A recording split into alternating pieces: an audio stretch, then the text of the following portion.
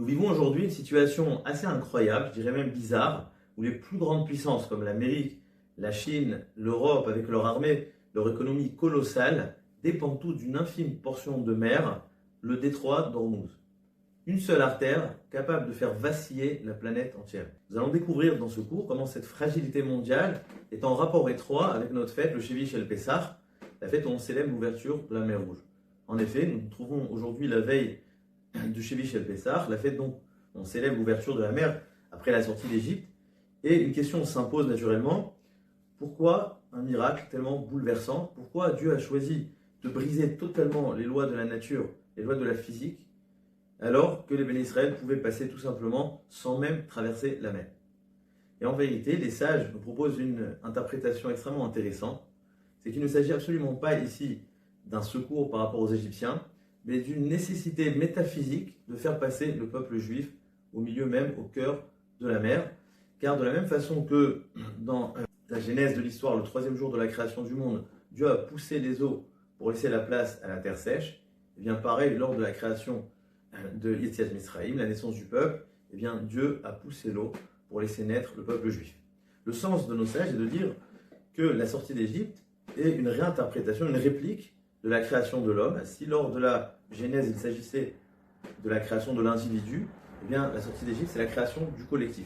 Pour cette raison-là, de la même façon que lors de la création du monde, Dieu a jugé utile de faire bouger les eaux, de pousser les eaux pour laisser la place à la terre sèche, eh bien pareil, lors de l'ouverture de la mer, il a bougé les eaux pour laisser la place à la naissance du peuple juif. Mais puisque les sages comparent donc la Kriyat Yam Souf au troisième jour de la création du monde, j'aimerais me concentrer sur cette notion-là, sur ce texte où le verset nous dit Ikavu Amaim mitachat hashamaim, que les eaux se poussent El Mekom Echad, en un seul lieu, Veterae Ayabasha, et que la terre apparaisse. Et on pourrait s'interroger pourquoi Dieu a choisi de faire les choses de cette manière.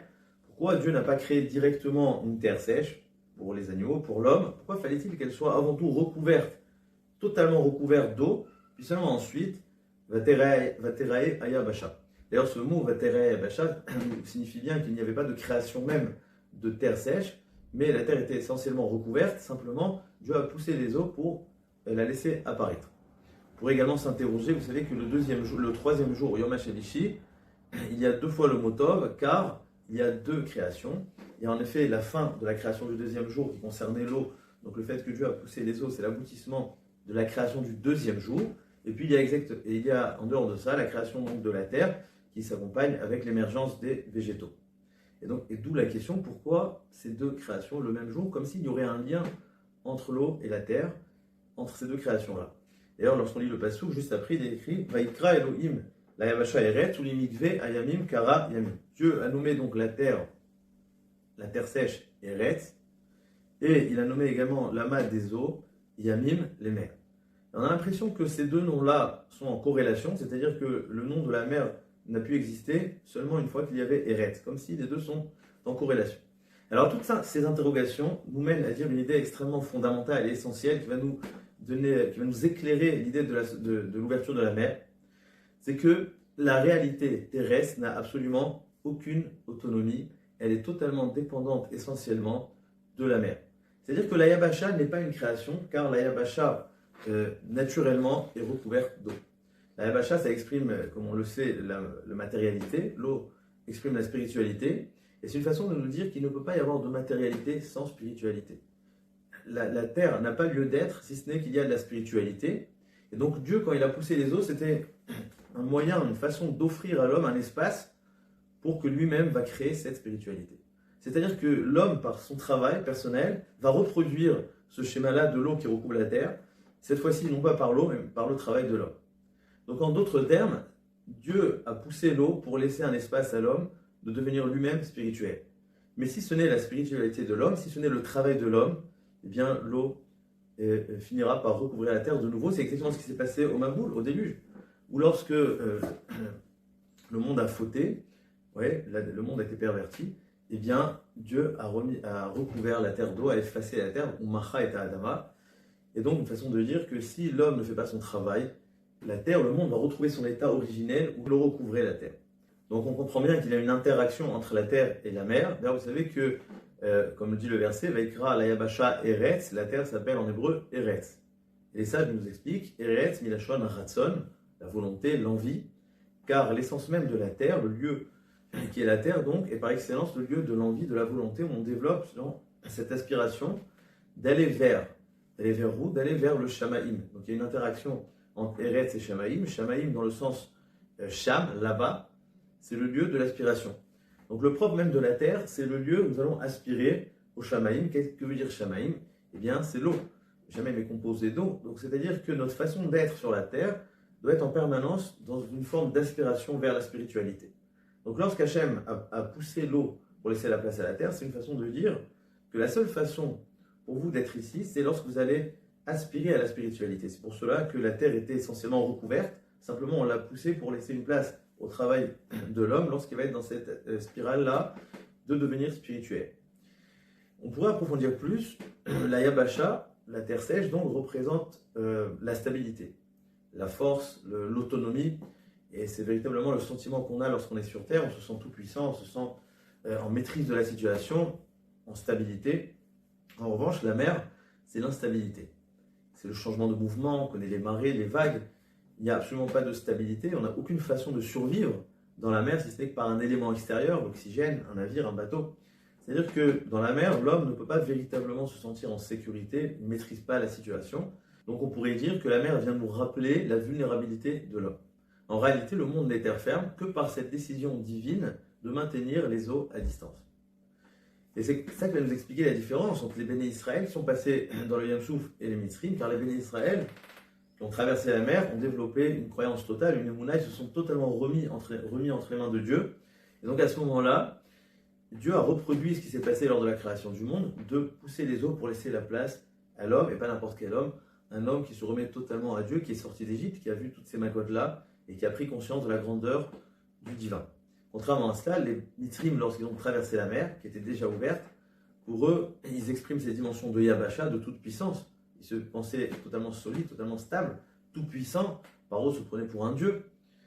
Et donc pour eux, lorsqu'ils sont passés dans cette Yabasha, ils étaient avec ce sentiment d'orgueil, de toute puissance. C'est précisément ça qui a fait que l'eau, tout simplement, a retrouvé sa nature.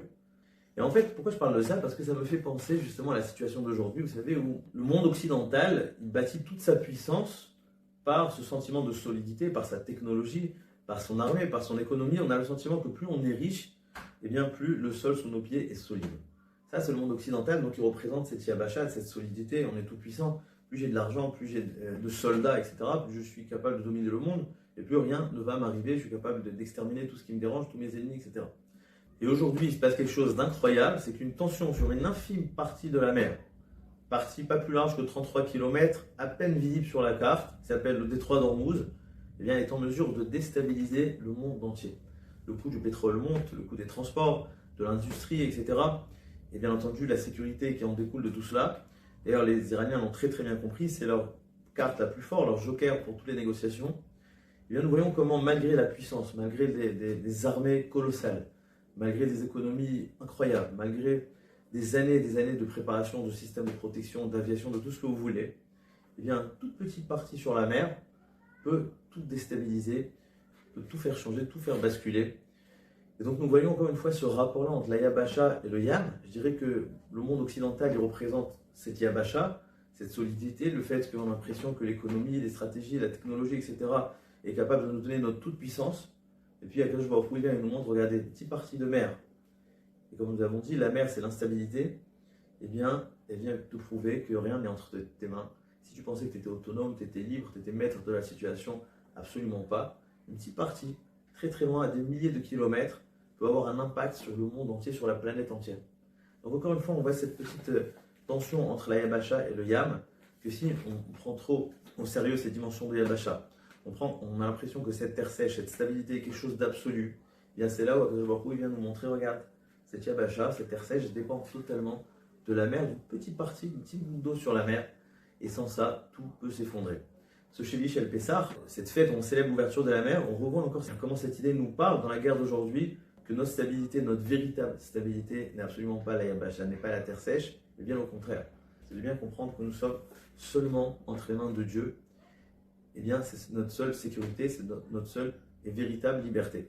Et c'est précisément ça que les béné Israël ont compris, et c'est pour cette raison-là qu'ils ont mérité donc la Kriyat Yam Souf. Pour conclure, il faut comprendre que cette Kriyat Yam Souf, comme le terme du verset, est encore plus grande que lorsque Dieu a poussé les eaux le troisième jour de la création du monde. Car ici, c'est non pas une Yabasha, mais Bayamasha Betoch Hayam. Le Yam, c'est ce qui exprime ce qui est en dehors du monde, ce qui est au-delà du monde, ce qui transcende le monde. C'est écrit Et Hashamayim, Et Haaretz, Et Hayam, Et Hasharba. Le Yam, c'est ce qui est en dehors du monde. Et donc, Dieu nous a créé une nouvelle terre sèche qui transcende l'humanité. Et c'est ça ce qui va nous rendre tout puissants. C'est pour ça que je disais que ce message est un message d'espoir, Bezrat Hashem, pour les béné Israël aujourd'hui, pour le peuple d'Israël en cette période de guerre. C'est que le Kriyat Yam Souf, ce jour-là où nous avons traversé la mer, on a été appelés les Ivrim, comme dit le Maharal, à partir de ce jour-là, car nous avons été envers et Tayam, nous avons traversé la mer, nous avons transcendé le monde, nous avons créé ce rapport intense, étroit, entre la Yabasha et la mer, Yabasha Betochayam, ce rapport où même lorsqu'on est dans une Yabasha, on est totalement entre les mains de Dieu. Et c'est ça la meilleure préparation à l'entrée en Eretz Israël, car c'est la seule façon de bien comprendre que nous ne sommes pas dépendants ni même des Mazalot, ni de quoi que ce soit, mais de Akadosh Baruch Hu lui-même. C'est ça l'idée de l'Eretz Israël, c'est que nous, Akadosh Baruch Hu dirige cette terre non pas par les Mazalot, mais c'est lui-même qui la dirige, et tout cela est grâce au passage dans la mer. C'est pour ça que les sages nous disent Va'amaim laem choma miminam, miminam ze mezouza. Ça représente la mezouza. Quel rapport à la mezouza? En fait, Rabbeinu Bechaï nous explique que la mezouza, ça donne un autre sens à la Yabasha, à l'endroit où on se trouve. C'est-à-dire que lorsqu'on a une maison, on met une mezouza, eh bien cette maison qui est physique, elle prend un autre sens, elle prend un sens qui transcende la nature, au point où on est intouchable. C'est pour cette raison-là que la mezouza est une protection, car celui qui s'attache totalement à Kadosh Baruch Hu, eh bien devient intouchable. Et voilà, c'est ça le message que je voulais dire, c'est que si nous reprenons cette Kriyat Yam Souf, ce passage dans la mer, ce passage où on a bien compris que même lorsqu'on est sur notre terre, on est totalement dépendant des mains d'Akadosh Baruch Hu qui a poussé les eaux pour nous laisser cette place-là. Si on le ressent très très fort, eh bien personne ne pourra nous faire du mal, on sera invincible. C'est ce qu'on souhaite Bezrat Hashem, très bientôt de gagner cette guerre et de voir le Mashiach le plus vite possible. Chag Sameach.